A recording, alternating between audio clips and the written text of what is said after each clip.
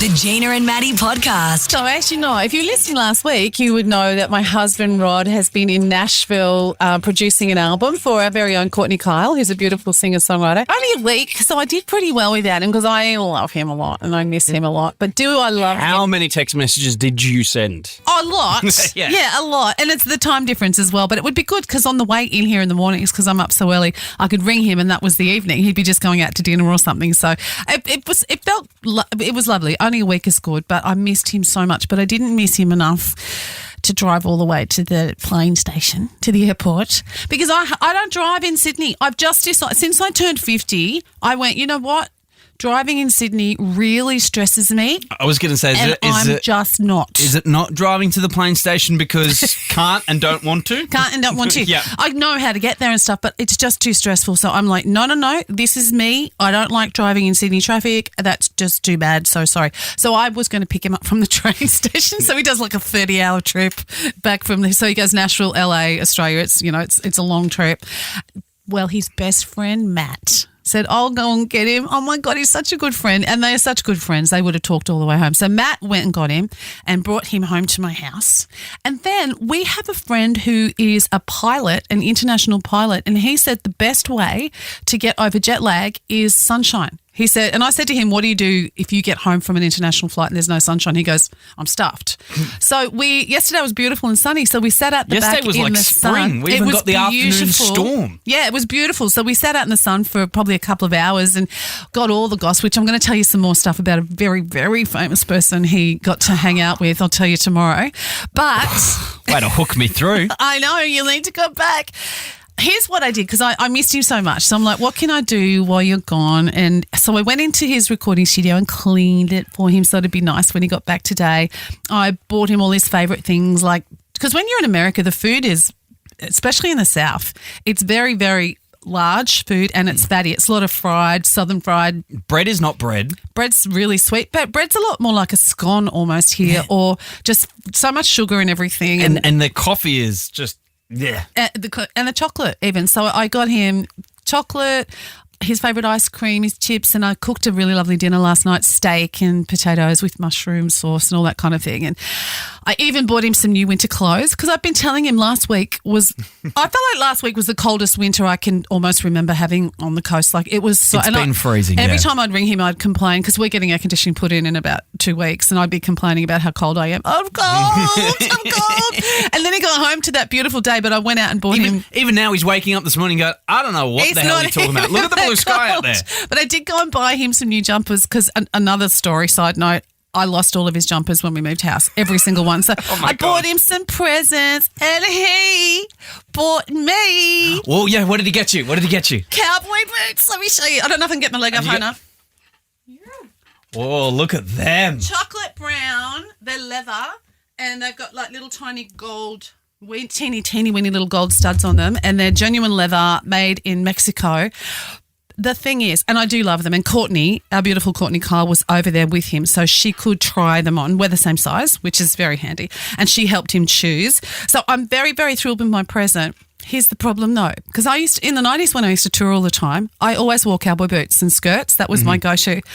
Can't get them off without the help of Rod. You know when you got cowboy boots on and there's no way you can get them off on your own, and they're pretty slippery driving because they're not very bendy and they're even a bit slippery on the carpet in here. So I'm going to try and make it through the day without falling over and get them off somehow without help. So if you go home and he's still asleep from the jet lag, yes, you're just going to... Put my foot up on the bed. Pull us up. Right. So I might have these on tomorrow as well. Gina and Maddie. Subtitles, do you do it or not? Is it normal or are you crazy if you do it? Are you weird or are you normal? Because you think I'm weird for doing it. Yep. I think it's totally normal, and I think you're missing out by not doing it. You've just got to push past it and get used to it. No. You're too busy reading and you can't enjoy it. You can't sink into the feeling of the movie because you're so busy reading. Might as well just read a book. That's when you realise, that's what's happening. That's what they said. Yeah, just ask Rod. Yeah. CJ and I love subtitles when we watch TV shows. Gina, you don't like it. You watch TV shows like an old person. No, like a young person. It is 100% a young person thing. I guarantee you. I don't think so. All right, Coasties, we want to know. To Debbie first. Hi guys, how are you? Oh, look, Good we're this really well. morning. I'm hoping that you're going to tell me I'm not crazy because I don't like subtitles. What do you think, Deb? I'm with you, Gina. I don't like them either. I find them really distracting when I'm trying to get into the moment of watching my show. Exactly. Yeah. But I think Adam's onto something because my 18-year-old daughter loves having the subtitles on the show. So. Are you kidding? I told you. Yeah, told so you. I don't know why, but she's just started putting subtitles on everything. So I think she said what Adam said, that it helps her follow the dialogue and you get more out of it. So You know what? it must be a young person's thing. Nicole from Gorican. Hello, Nicole. Hi, Gina. Hi, Adam. How are you? Morning. What do you think? Subtitles normal or not? Normal. both my daughters are ADHD and they both have subtitles on. So I used to find it annoying, but I've gotten used to it now. And if I don't use it, sometimes I go back because I'm not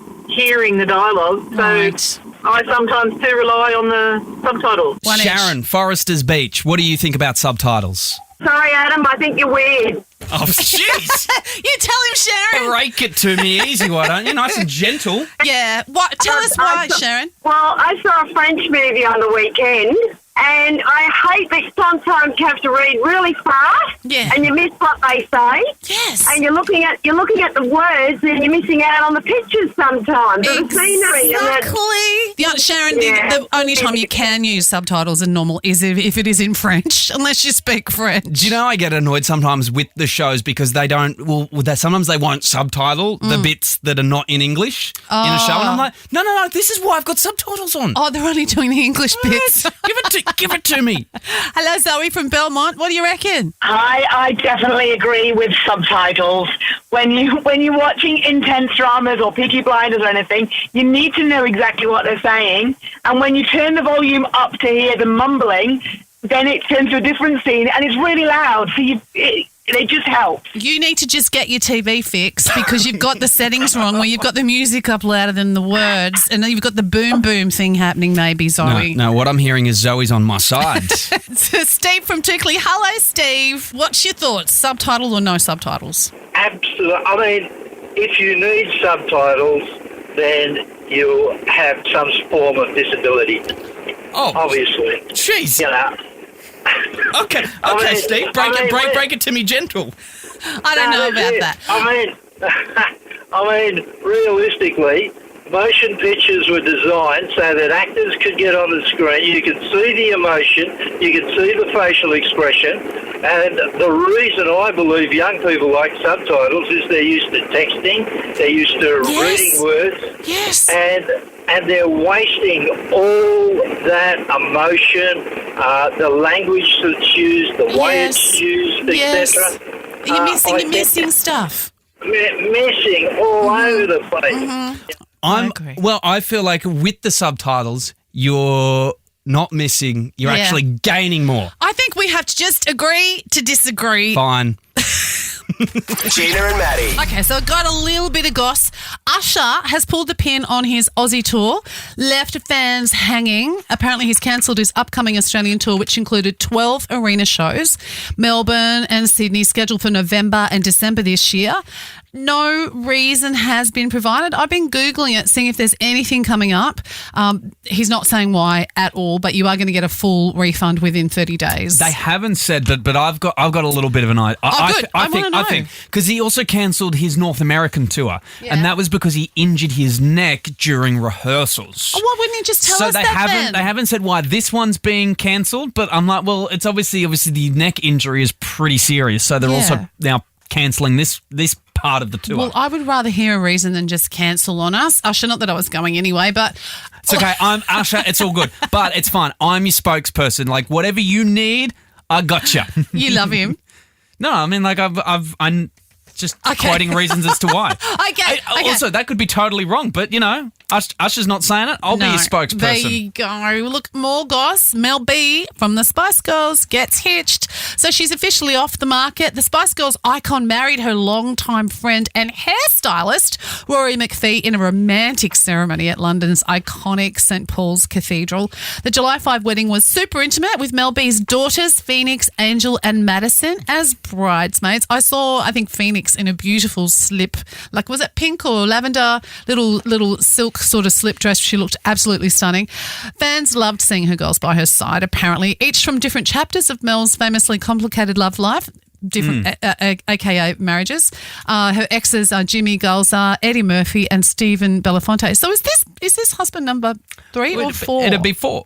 Number 4. Well, yeah. So the gossipy bit was the guest list raised eyebrows because celebs like Cara, how do you say her name? Cara Delevingne. She was there. Daisy Lowe was spotted, but only one Spice Girl turned up. Emma Bunton, Baby Spice, made an appearance, but the others didn't. Now, I've looked it up. Victoria Beckham apparently was abroad on the wedding day, and she shared a message on Instagram that said, "Sending love to you at official Mel B, and Rory McPhee is a very lucky man, kiss, kiss." So that was nice. Jerry Halliwell did not attend the wedding and has not publicly commented on Mel B's marriage. Reports suggest that lingering tensions between her and Mel B might be the reason. I reckon that's because every time Mel B does an interview, she always says the Spice Girls are getting back together. Have you ever noticed that? Yes. She always goes, guys, the Spice Girls, we're back together. And Posh will be there. And then usually Posh goes, no, I'm not. Well, I think she just is not asking all of them. But yeah, so there's a little bit of bad blood between Ginger Spice and Mel B. So I don't know. Emma Bunton, the only one who went to the wedding, I would have gone. That would be a... Yeah, why didn't they ask you? Why? I could have gone. I could have been Posh Spice. You know, between that and the Bezos wedding, what are these people doing not sending you the invite? I know, right? I would be there in a heartbeat. We could have done the show from Italy for Bezos. The Bezos wedding is the one I really wanted to go to, but you wouldn't even be able to afford to buy a dress for that one. Just ask for a loan, you know? Oh, from them? Yeah. I'll pay you back, Bezos. Yeah, he's all good. Listen to Gina and Maddie weekday mornings from 5:30. Live on the Star Player.